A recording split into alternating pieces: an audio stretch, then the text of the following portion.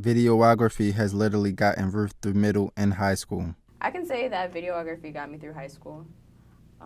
Every project that it wasn't open-ended, I would make a video. It was just I took a general computer class in middle school, and we went over everything from making short videos to HTML projects in Dreamweaver.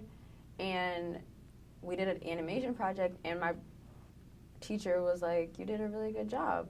So I kind of kept that comment in the back of my mind, and I just ran with it. So anything computer related, I would put a little more effort in. Um, Anything that involved coding or websites and stuff, I would put a little more effort into.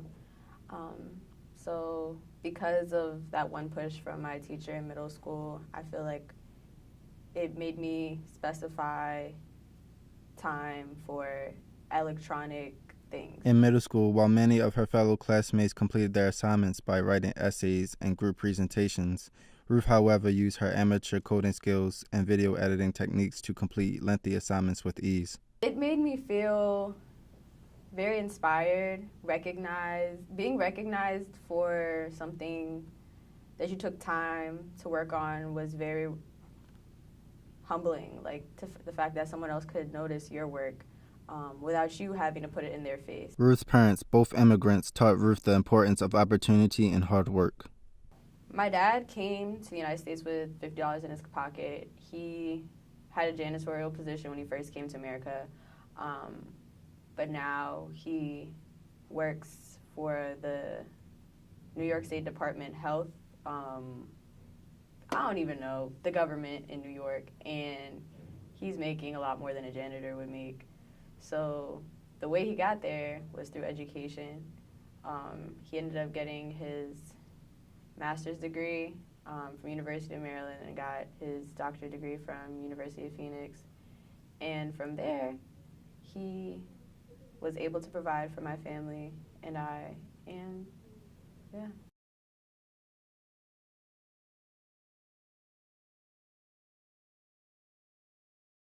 Like the teacher, he was cool. Like the class itself, I kind of knew what to do already, kind of, because HTML stuff, that was most of the class work was HTML. And I worked on MySpace sites and Tumblr sites, so I kind of was familiar with the language, and it just kind of made me perfect it on both ends of the spectrum. I can say that videography got me through high school. Every project that it wasn't open-ended, I would make a video. I have been in the United States. I have been to California, Arizona, Nevada. I've been to Texas, Florida, North Carolina, South Carolina, Pennsylvania, New York. I've been to Milwaukee. I don't know if Milwaukee is a city or a state. I'm pretty sure it's a city. Yeah, Milwaukee is a city. Traveling is exciting because you're out of your comfort zone. So it kind of just forces you to adapt to other people's culture, forces you to learn, forces you to interact with others that you usually wouldn't. And I kind of like being outside of my comfort zone sometimes. So traveling fills that sometimes void because you don't travel for long. It's always for a short period of time, and you always come back home to where you're most comfortable.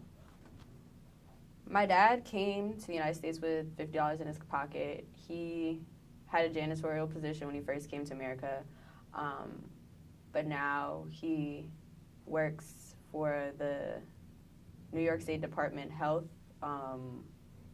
I don't even know, the government in New York, and he's making a lot more than a janitor would make.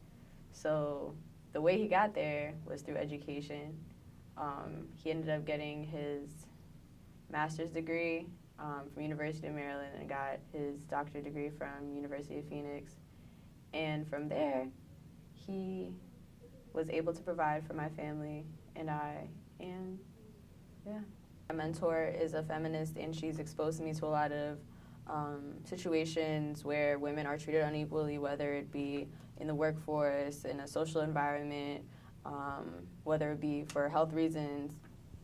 But ultimately, I've had my own personal experiences where I can apply that to women being treated unequally. So I have a peer who happens to be a male, and I am a female. So he and I both do videography, and personally, with all honesty, I feel like my quality of work is better than his. And we also have a mutual friend who needed a videographer for an event and chose to hire him. And the only reason why I knew about this was because I had walked in on him editing the footage from the event, and I was asking him how he got it, who helped him get this event, and he told me it was our mutual friend. I don't even know what the emotion was. It just, I felt like I had to do something about it. So I created Channel 19. My hope is to lead by example, show people that there's a lot of stuff that is being cut short from us. It might take me a little longer because I am a female and because I am African American, but I mean, it can still be done. That's why it's bitter, because you have to play by the rules. There's no real finesse to anything. And you have to work 10 times harder. No, you have to work twice as hard to get half of what they have. For example, today, I was editing a video. I actually skipped class to finish editing it. That's how much I like it. It's kind of just, once you get into editing, I really like the editing part of it. You kind of just are sucked into it. It's like you're in a vortex, like a deep hole, and you, like, once you're out of it, you're out. Once you're in, you're in. It feels really good just to have other people recognize your effort. But I went for my uncle's wedding in Milwaukee. But we went, and all I really remember is having this Barbie Kodak camera, the one you kind of scroll with the disposable film. And my parents gave it to me, and it was broken. But, I mean, I realized this, like, at the end of the night. But they gave me a broken Kodak camera with no film in it.